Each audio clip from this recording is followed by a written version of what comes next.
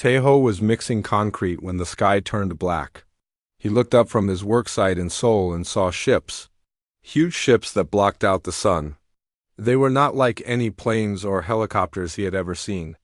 These ships looked alive with curved surfaces that moved like breathing. Other workers stopped and pointed. Some took pictures with their phones. Teho felt a cold fear in his stomach. These were not human ships. The ships hung in the air for 2 hours. Then smaller ships came down. They landed in the middle of the city streets. People ran. Cars crashed. Sirens started wailing everywhere. Tall creatures stepped out of the ships. They looked like giant insects walking on 2 legs. Their skin was hard and shiny like beetle shells. They had big eyes made of many small parts, like the eyes of flies, but these creatures were smart. They carried weapons that glowed with blue light. The creatures did not speak. They pointed their weapons at people and made gestures. The meaning was clear. Do not move, do not run. In 3 days it was over. The government gave up. The military gave up. The creatures called themselves the Vorthek. They had taken over the whole world. Do-Yun was teaching her class in Bizen when the ships came. She was showing her students how to solve math problems when the windows shook. The children screamed and ran to look outside. Stay calm, Do-Yun told them, but she was not calm herself. The black ships filled the sky like storm clouds. When the smaller ships landed, Do-Yun gathered her students in the corner of the classroom. She held them close and sang soft songs to keep them quiet. Through the window, she watched the tall creatures walking down the street. They moved in straight lines like soldiers. Soon other creatures came to the school. They were smaller than the warriors, but still taller than humans. These ones wore different clothes and carried strange devices that beeped and flashed. They pointed the devices at each person. The devices made different sounds for each human, like they were counting or measuring something. You, one creature said to Yoon. Its voice sounded like metal scraping against rock. Number 7492, food preparation. Daeun did not understand what this meant, but she would learn soon. Woo-jin was only 16. He lived with his grandmother in Incheon. When the creatures came, they separated everyone by age. Young people went to one group. Old people went to another. Adults went to a third group. Woo-jin tried to stay with his grandmother, but the creatures pushed him away. His grandmother cried and reached for him. I will find you, Woo-jin promised her. But the creatures were already taking him to a different ship. The ship was dark inside. It smelled like metal and something else he could not name. There were many other young people with him. Some were crying. Some were angry. Most were just scared. The creatures gave each person a metal collar. The collar locked around their neck with a click. When one boy tried to take his collar off, it made a buzzing sound. The boy fell down screaming. His body shook for a long time. Do not touch, a creature warned. Collar stays. Woo-jin touched his own collar carefully. It felt cold and heavy. There were small lights on it that blinked slowly. The ships took them up into space. Through small windows, Woo-jin could see Earth getting smaller and smaller. He wondered if he would ever see it again. The creatures had a system. Everything was organized. Every human got a number instead of a name. Every human got a job. Every human got a place to live and food to eat. Tae-ho became number 6184. His job was mining. The creatures took him to a big station floating in space. The station was made of metal and looked like it was grown instead of built. His new home was a small room with a bed, a sink, and a toilet. Nothing else. The walls were gray. There were no windows. The door locked from the outside. Every day at the same time, lights came on. Food appeared in a slot in the wall. It was brown paste that tasted like nothing. It gave him energy, but no joy. Every day, he went to work in the mines. He used big machines to dig tunnels and find metal ore.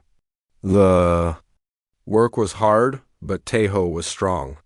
He had been doing hard work all his life, but this felt different. This felt like being a machine himself. Daeun became number 7492.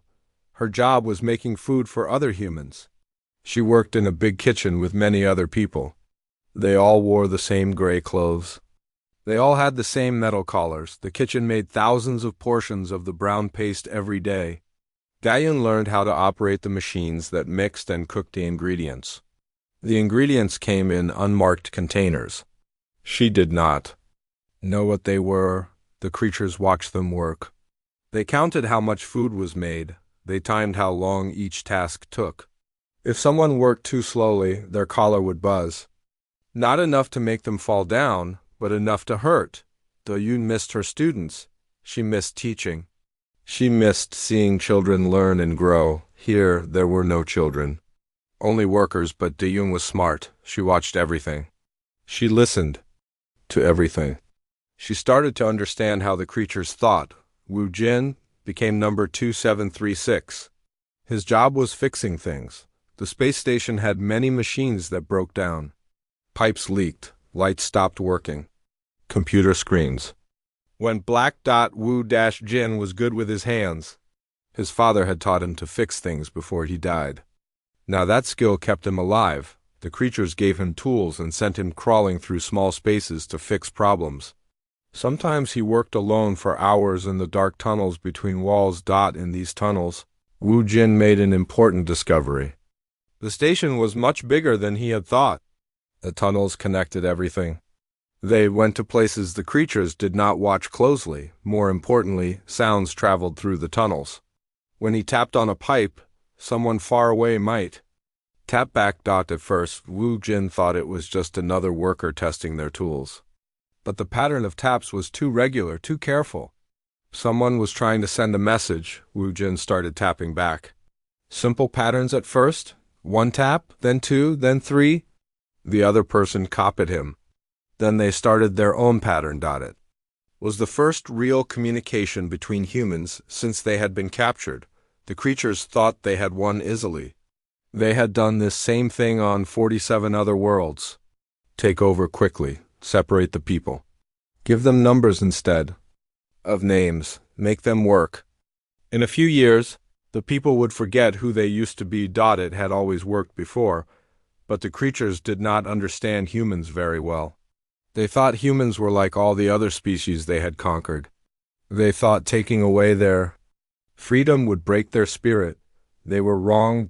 In the mining tunnels, Taeho started humming old songs while he worked, quietly so the creatures would not hear. The songs reminded him of home. They reminded him of his name. In the kitchen, Diane began to notice patterns in how the food was distributed. Which humans got fed first, which ones got fed last. She started to understand the hidden structure of their prison. In the maintenance tunnels, Wu Jin developed a whole language of taps and scratches. He could send his real name through the walls.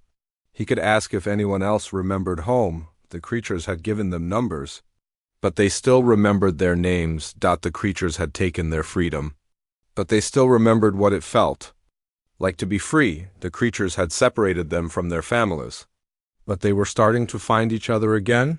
This was only the beginning.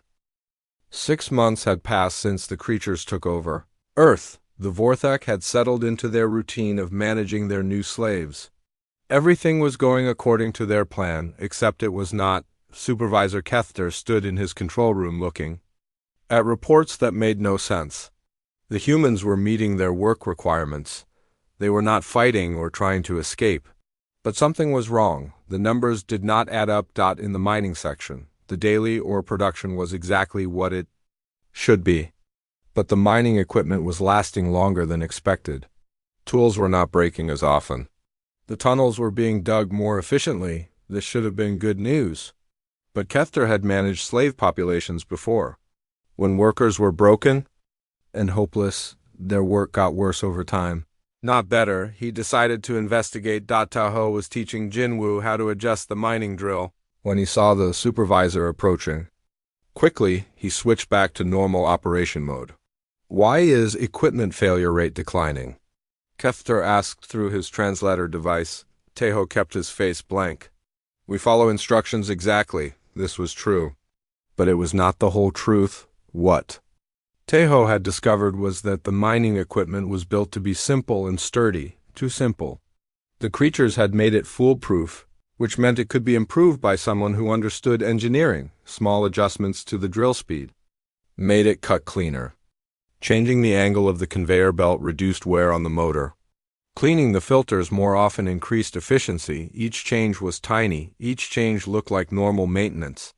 But together they meant the same amount of work produced. More ore, the extra ore, went into Tejo's pockets. Not much at a time, just a few small pieces. He shared them with other workers. They used the ore to make better tools. Sharp edges for cutting, heavy ends for hammering. The creatures never noticed. They got exactly the amount of ore they expected. They did not think to ask if more was possible. Jinwoo had learned to make the changes too. So had Donghyun and Kyung-ho and 15 other miners. They were all working together now, even though they were not supposed to talk to each other during work time. They had developed a system of looks and gestures. A nod meant increased speed. A hand signal meant supervisor coming. A way of standing meant, I need help. The creatures saw humans following orders. The humans saw a team working together. In the food preparation area, Dayun had made a different kind of discovery. Her job was to feed thousands of humans every day. The same brown paste in the same amounts at the same times.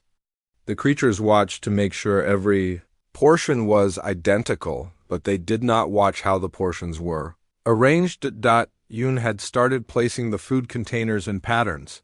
At first, just to make her work more interesting. She would put all the containers for Section A on the left side of the serving area. Section B containers went in the middle. Section C containers went on the right. Then she realized that humans from different sections ate at different times. If she put Section A food in the Section C spot, workers from Section A would have to wait longer for their meal. This gave them time to talk to workers from other sections. She started doing this on purpose, creating small delays and mix-ups that forced humans to interact with each other. The creatures saw minor inefficiencies in food distribution. The humans saw chances to share news and make friends. Yoon also discovered that she could send messages through the food itself. The brown paste was always the same, but the containers it came in were slightly different shapes. Some were round, some were square. Some were tall and thin. Yuan started using container shapes like a code. Round containers for workers in the mining section. Square containers for workers in maintenance. Tall containers for workers in manufacturing, but she put them in the wrong places on purpose. When a miner got a square container, it meant message from maintenance section. When a maintenance worker got a round container, it meant message from mining section. The messages were simple at first. Just hello and we are here, but soon they became more useful. New supervisor in Section B. Tool storage room unlocked. On level 7. Remember Earth.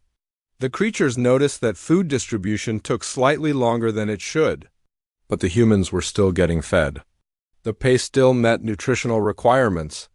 They saw no reason to investigate further. In the maintenance tunnels, Woo Jin had become very popular. His job took him everywhere in the station. Through the walls, under the floors, above the ceilings. He saw parts of the station that other humans never saw. He learned how everything connected together. More importantly, he could carry messages between different sections. His tapping code had grown more sophisticated. He could tap out simple words now, names, numbers, locations.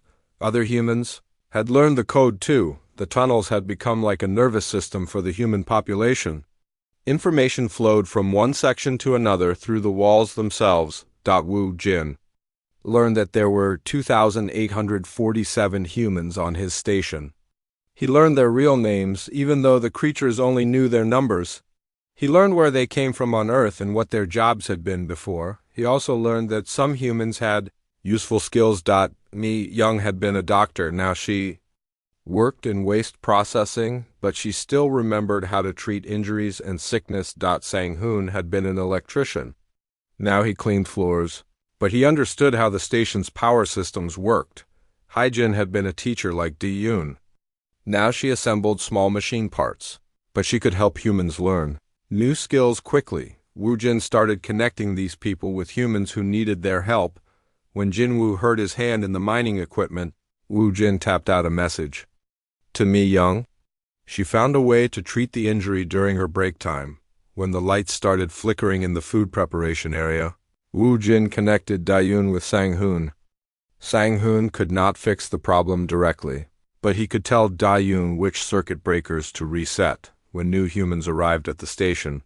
Scared and confused, Wu Jin made sure they learned important information quickly: where to find extra food, how to avoid the strictest supervisors, how to tap messages through the walls. The creatures thought they were managing isolated individuals, but the humans were becoming a community. The creatures had made one crucial mistake.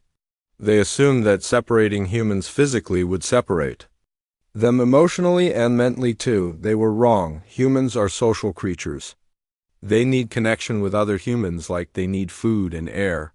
When you take that away, they do not just accept it. They find new ways to connect. Teho's improved mining techniques spread to other stations. Workers who were transferred to new locations took the knowledge with them. Yun's food container code was copied by food workers throughout the system. Soon, humans on different stations were sending messages to each other through meal distribution patterns. Wu Jin's tapping code became a universal language. Humans who did not speak the same Earth languages could still communicate through the walls, but the most important thing spreading through the human population was something else entirely. Hope. For the first time since their capture, humans were remembering that they were not just numbers. They had names. They had skills. They had friends. They had each other. The creatures had expected the humans to become depressed and broken over time. Slave populations always did. But these humans seemed to be getting stronger. They worked efficiently and followed orders. But they also sang quietly while they worked. They shared food when someone was extra hungry. They helped each other learn new skills during rest periods. Instead of lying on their beds staring at the ceiling, they gathered in small groups. They told stories about Earth. They taught each other words in different languages. They drew pictures. In the dust on the floor, the creatures increased surveillance. They checked for weapons and escape plans. They found nothing dangerous. They did not understand that hope itself was a weapon. Supervisor Kether filed his report to Administrator Prime Velthok. Human work units performing adequately. No security concerns identified. Efficiency rates stable, but he added a note at the end. Recommend continued monitoring. Behavioral patterns not consistent with standard subjugation models. Administrator Prime Velthok read the report and dismissed the supervisor's concerns. Every species reacted differently to conquest. As long as the humans were working and not rebelling, there was no problem. He had no idea that the humans were already rebelling. They were just doing it in the most human way possible. Not with violence or destruction, but with creativity and connection. They were building something the creatures had never seen before in a slave population. They were building a culture of resistance that made them stronger instead of weaker, and they were just getting started. 2 years had passed since the Vorthak took control of Earth. What had started as small acts of hidden cooperation had grown into something much bigger. The humans had built an invisible network that stretched across multiple space stations and planets. They shared information, resources, and most importantly, hope. But they had also discovered something that changed everything. Bo Ram had been a chef on Jeju Island before the creatures came. Now she worked in the central food processing facility for the entire sector. Her job was to create standardized recipes that could feed millions of humans across dozens of stations. The creatures thought this was simple work. Mix ingredients in the right amounts. Make sure the nutrition levels were correct. Distribute the recipes to all food preparation areas. Bo Ram saw it differently. She saw an opportunity. Every recipe she created had to include detailed instructions. How much of each ingredient? What temperature to cook at? How long to mix? What equipment to use. But Bo Ram had learned to hide other information inside these cooking instructions. Mix ingredient A for 847 seconds really meant guard rotation changes at 847. Heat to 230 degrees meant Meeting point is room 230, add. Ingredient C after 15 minutes, meant new humans arriving in 15 days. Stir clockwise 12 times, meant Supervisor Kefter will be off duty for 12 hours. Her recipes looked completely normal to the creatures. They passed all inspections. But to humans who knew the code, each recipe was like a newspaper full of important information. The information network had become incredibly sophisticated. Recipe updates went out to every food preparation area at the same time.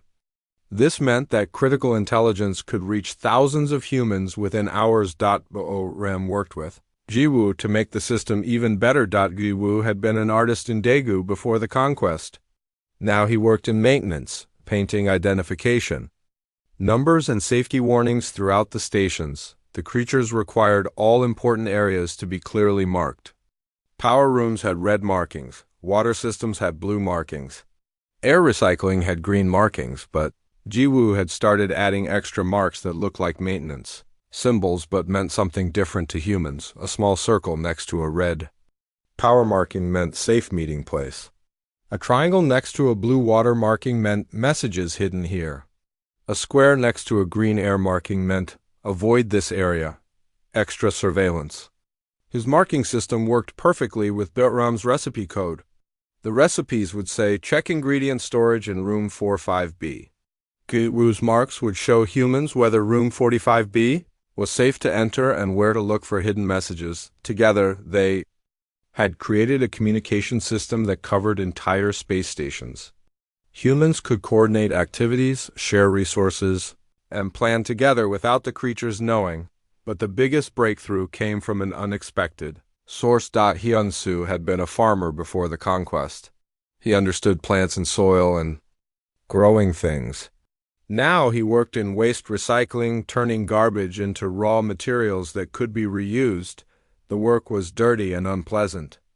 The creatures considered it a punishment job for humans who caused minor problems, but Hyun-soo discovered something amazing in the waste processing facility. The brown nutritional paste that all humans ate was made from many different ingredients. Some of those ingredients were organic compounds that could be fermented under the right conditions. Hyun-soo started experimenting during his off hours. He collected small amounts of waste food paste and mixed it with other organic materials. From the recycling process, after several weeks, he had created something that no human had tasted in 2 years. Alcohol. It was not very good alcohol. It was bitter and harsh.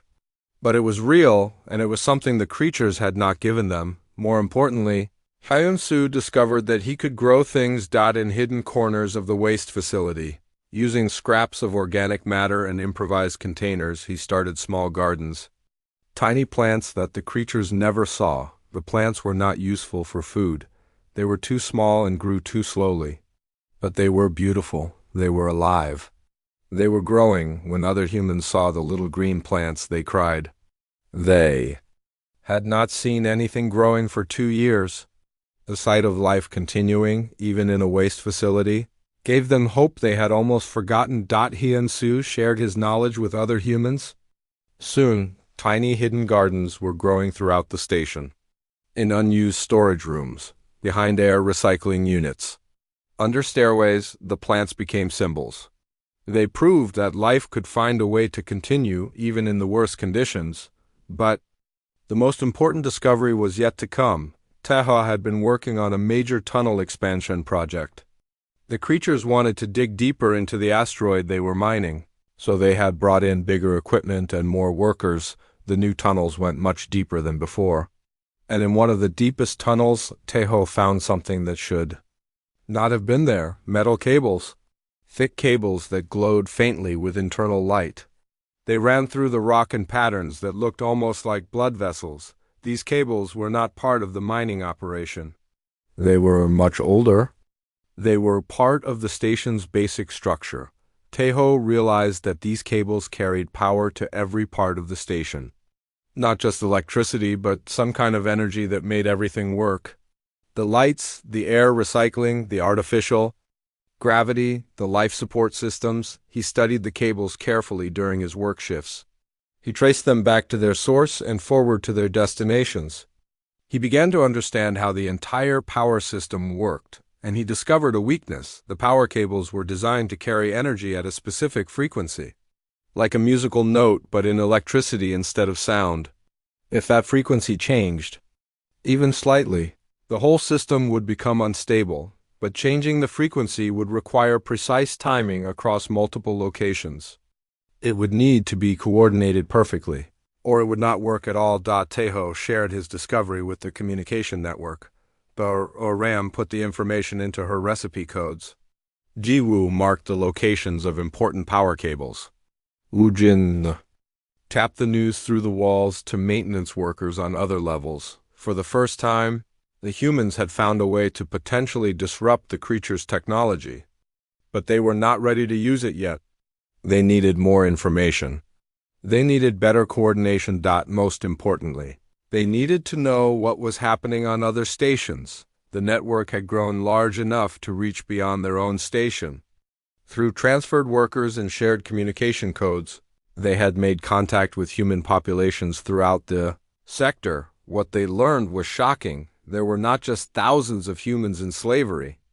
There were millions, spread across hundreds of stations and dozens of planets, all living under the same system of numbers instead of names, work assignments, and metal collars. But the humans had also learned something else. They were not the only enslaved species. The Vorthek Empire included many different kinds of creatures. Most had been conquered so long ago that they had forgotten their original cultures. They worked efficiently, followed orders, and caused no problems, but some of them remembered. Through the deep space communication networks, human workers had started making contact with other enslaved species.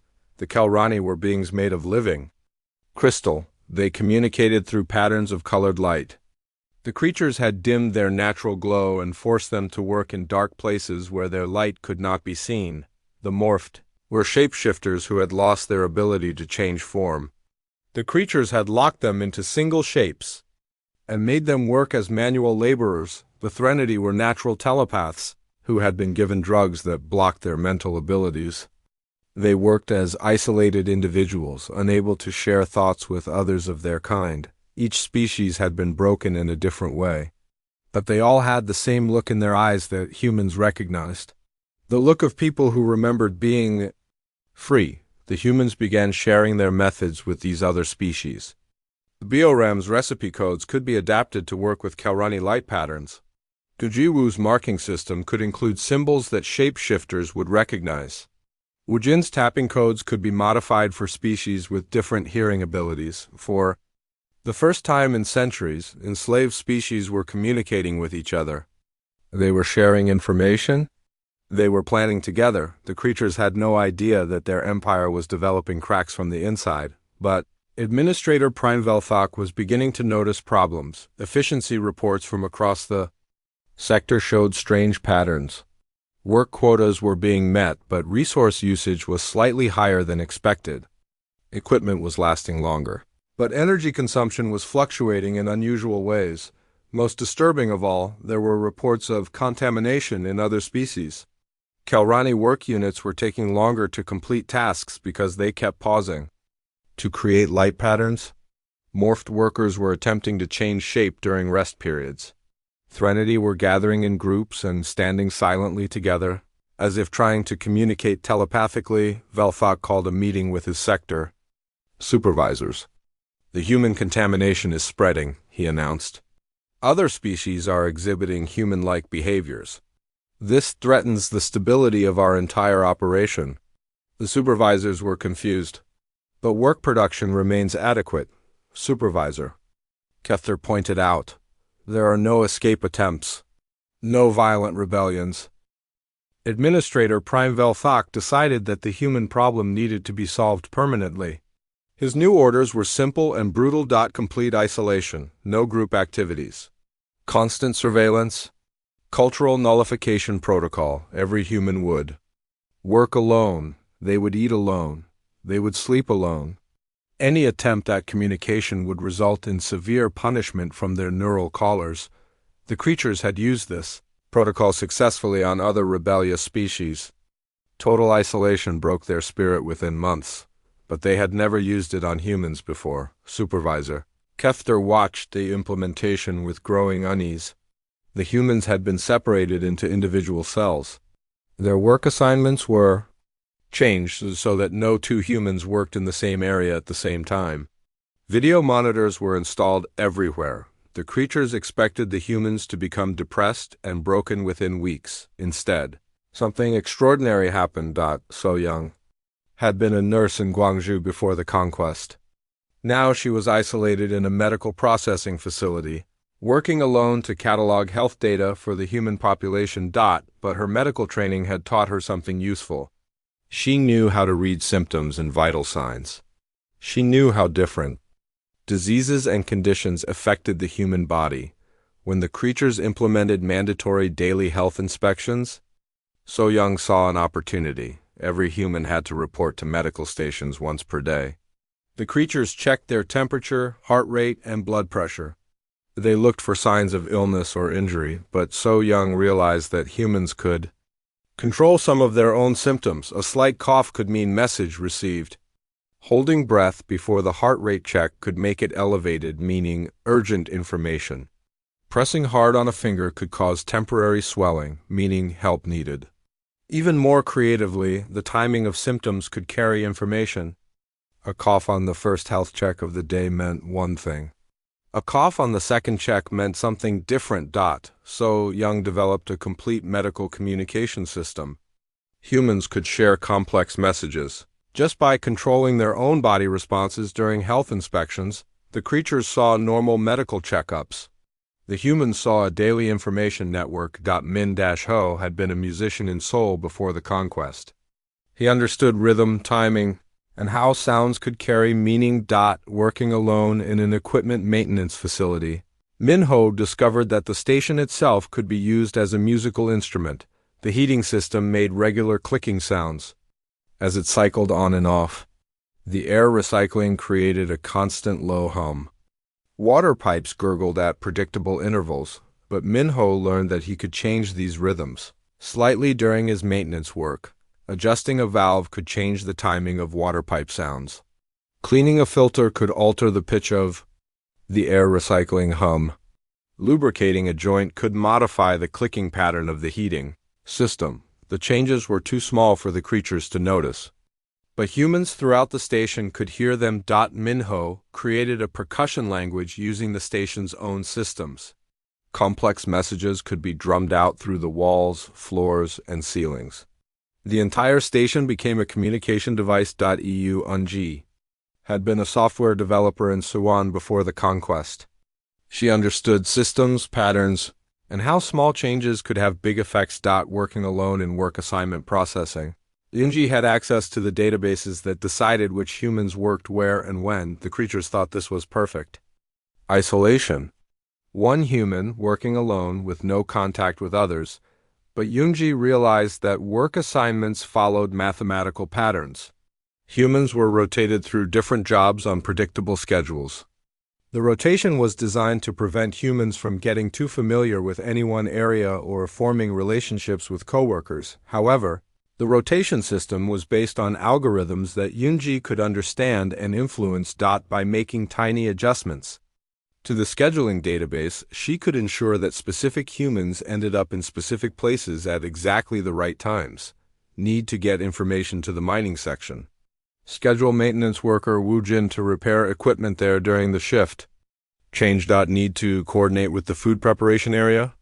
Make sure Biorum's replacement gets scheduled when Daeyoon would be receiving supply deliveries. Need to test the power system vulnerability that Taeho had discovered.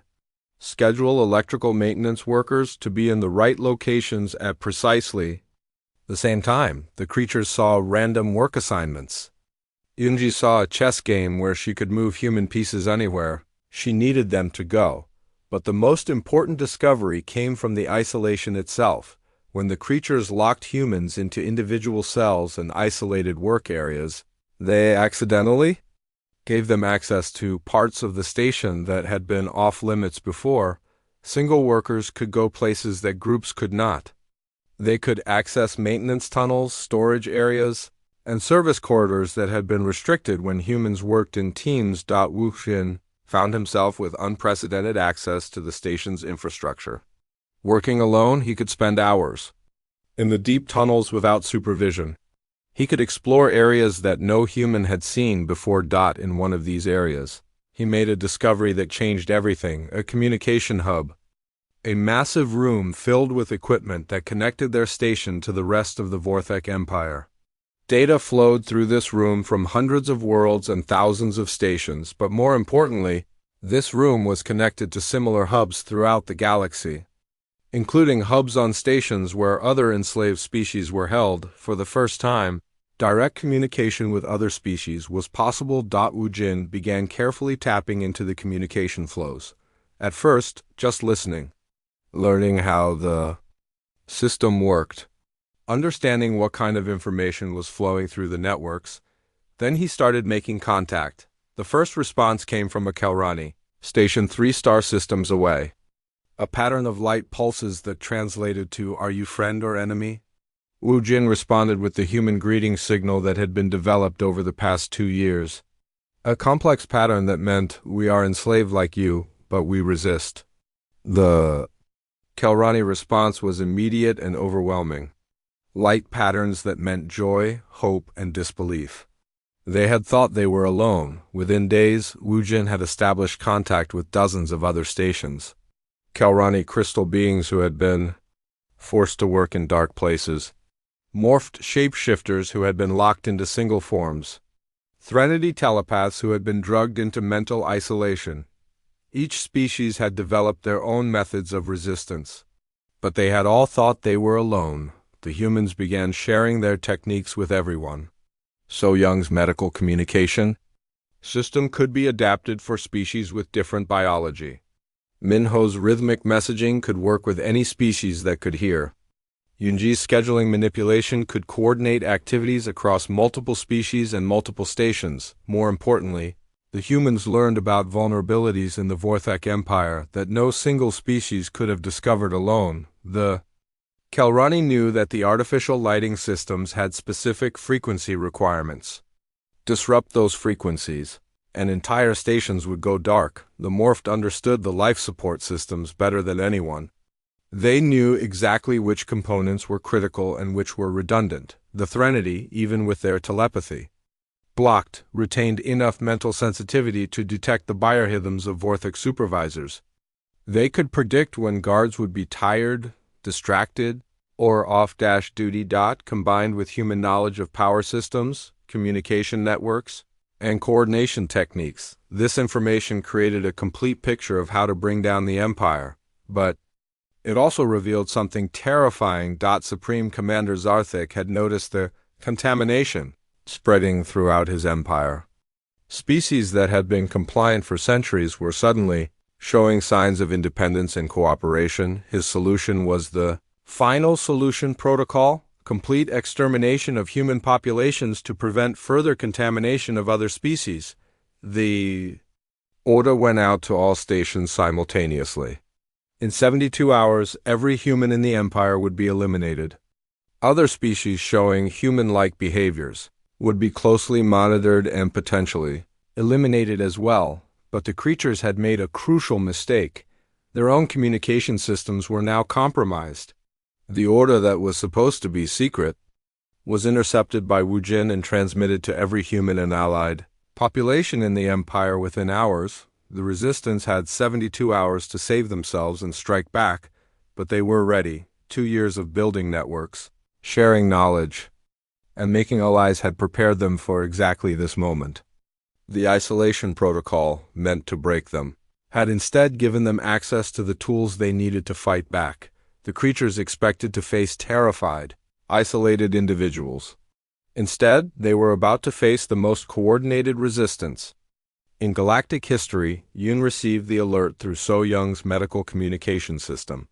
The symptoms pattern meant final solution, 72 hours, prepare for coordinated action. Taeho got the message through Minho's rhythmic system. The pattern drummed through the station's heating system meant power grid attack, standby for synchronization signal. Ram learned about it through Yunji's scheduling manipulation. A sudden change in work assignments that put key humans in critical positions meant this is it. The final battle begins now. Throughout the Empire, millions of humans received. The final solution protocol began at exactly 0800 hours across the Vorthak Empire. Death squads deployed to every station, every planet, every facility where humans were held. Supreme Commander Zarthik expected the operation to be completed within 6 hours. Simple extermination of an isolated slave population. Instead, the Empire began to collapse. At 0800 to 15. Power grids started failing across 17 star systems. Simultaneously, Tejo had spent 2 years learning exactly how the Vorthak power systems worked. He had discovered that the energy cables carried power at a specific frequency, like a musical note in electricity. Now, in mining tunnels across the galaxy, thousands of humans began creating harmonic resonance at precisely the same frequency. It started with mining equipment, drills spinning at calculated speeds, conveyor belts running at specific intervals, even simple tools being struck against metal surfaces in perfect rhythm.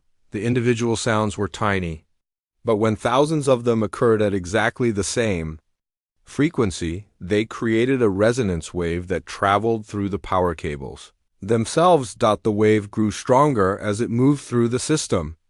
Like a singer hitting a high note that shatters glass, the harmonic frequency began to overload the power distribution networks. On Station Alpha 7, all lights went out at 0801. On mining platform Theta 12, life support systems shut down at 0802. On processing center Omega 3, artificial gravity failed at 0803. Administrator Prime Velthok stared at his control screens in disbelief as system after system went offline. "How is this possible?" he demanded. "The humans are in isolation. They cannot coordinate anything." But they were coordinating. Through So Young's medical communication system, every human knew exactly when to begin the resonance attack.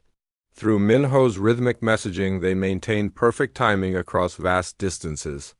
Through Yunji's scheduling system, they were all in the right positions at the right time. The creatures had thought they were fighting scattered individuals. Instead, they faced a galaxy-wide network that had been built over 2 years of careful preparation.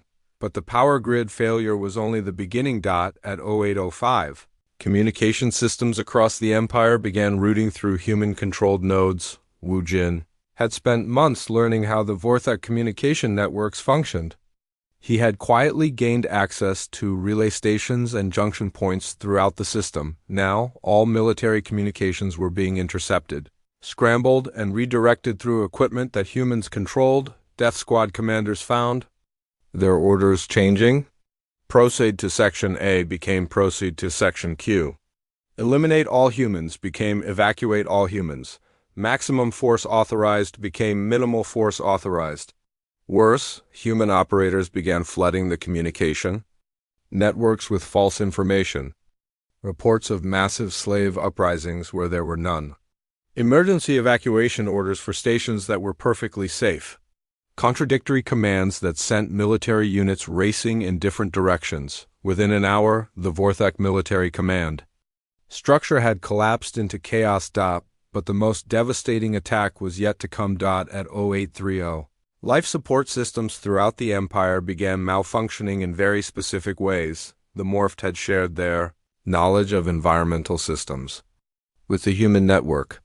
They knew exactly which components were critical and which could be safely disrupted. Humans, working in maintenance positions, began making tiny adjustments to air recycling, water filtration, and temperature control systems. The adjustments were not lethal. Humans and other enslaved species still had breathable air, clean water, and survivable temperatures, but the Vorthak, with their different biology, suddenly found their environments becoming uncomfortable and then dangerous. Oxygen levels dropped, just enough to make the creatures dizzy and confused. Humidity increased to levels that made their exoskeletons crack and their compound eyes blur. Temperature fluctuations disrupted their ability to regulate their body heat. The creatures were not dying, but they could not function effectively. Many began evacuating their own stations just to survive. For the first time in their imperial history, The Vorthak found themselves refugees in their own empire. At 0900, the enslaved species launched their coordinated counterattack.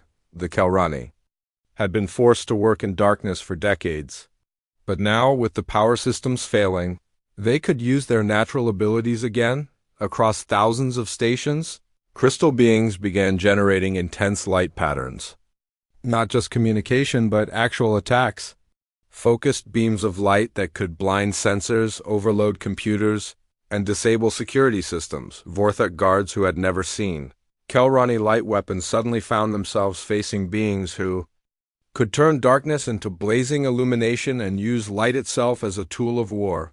The morphed had been locked into single shapes for generations. But the life support disruptions had interfered with the chemical suppressants that prevented their transformations. Shapeshifters throughout the empire began changing form for the first time in decades. They took the shapes of Vorthak commanders, infiltrating control rooms and issuing false orders. They became maintenance equipment, hiding in plain sight while sabotaging critical systems. They transformed into creatures the Vorthak had never seen before, creating confusion and fear. The Threnody had been drugged to prevent telepathic communication. But the medical supply disruptions had cut off their suppressant drugs. For the first time in centuries, Threnody minds began reconnecting across vast distances.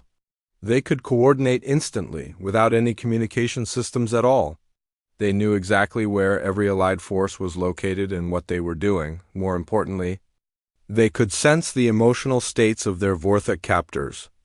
The creature's fear, confusion, and panic became visible to telepathic observers throughout the galaxy. The Vorthak Empire, which had seemed unbeatable for 1,000 years, was falling apart in a single day. But the most remarkable thing happening was not the military campaign. It was what came next. By 1200 hours, most Vorthak installations had been abandoned or surrendered. The creatures were retreating to their home systems, leaving behind the infrastructure of their empire. The newly liberated populations could have destroyed everything. They could have taken revenge for decades or centuries of slavery. They could have hunted down their former captors and made them pay for their crimes. Instead, they did something completely unexpected. They started building Hyun-Su, the former farmer, began distributing seeds he had secretly cultivated throughout the empire. Within hours of liberation, tiny gardens were sprouting on abandoned stations and empty planets. The former chef started organizing food distribution networks that fed not just humans and their allies, but also Vorthak refugees who had nowhere else to go. Wu, the former artist, began creating new symbols and markings, not for resistance communication, but for cooperation between different species trying to build something better than an empire. Yun, the former teacher, established schools where beings from dozens of different species could learn to understand each other and work together. The humans had learned the most important lesson of their enslavement. The answer to oppression was not more oppression. It was freedom. Not just for themselves, but for everyone. Many Vorthak, especially younger ones, chose to abandon their empire and join the new cooperative society. They had spent their lives believing that conquest and slavery were the natural order of things. The humans showed them that cooperation and mutual aid could be more powerful than force. Supreme Commander Zarthik, abandoned by most of his forces and facing the collapse of everything he had built, sent one final message to the human leadership. "You have destroyed our empire. What do you want from us now?" The response came from a collective of human, Kelrani, morphed, and Threnody representatives. "We want you to be free too." 1 year later, the Galactic Cooperative held its first official assembly. Representatives from 200 different species gathered in what had once been the capital of the Vorthak Empire. Teho had become an engineering instructor, teaching mixed classes of humans, Kelrani, and reformed Vorthak how to build systems that served everyone instead of oppressing anyone. He ran the cooperative's largest educational center, where young beings from across the galaxy learned that diversity was strength, not weakness. Wu Jin had become a diplomatic courier, using his communication skills to help species that had never met before learn to understand and trust each other. So young. Established medical centers that provided care to all species, including former Vorthek who needed help adapting to life without slaves. Minho created the first interspecies orchestra, where beings who communicated through sound, light, shape changing, and telepathy could make music together. Ram developed fusion cuisines that combined the food traditions of dozens of species, creating meals that brought different cultures together around shared tables. Guo designed the symbols and artwork for the cooperative, creating visual languages that any species could understand and appreciate. Hyung Su became the director of agricultural development, turning former military installations into gardens, farms, and parks where life could flourish. Unji designed the coordination systems that allowed hundreds of different species to work together efficiently without anyone being forced to give up their individual nature. The galactic cooperative was not perfect,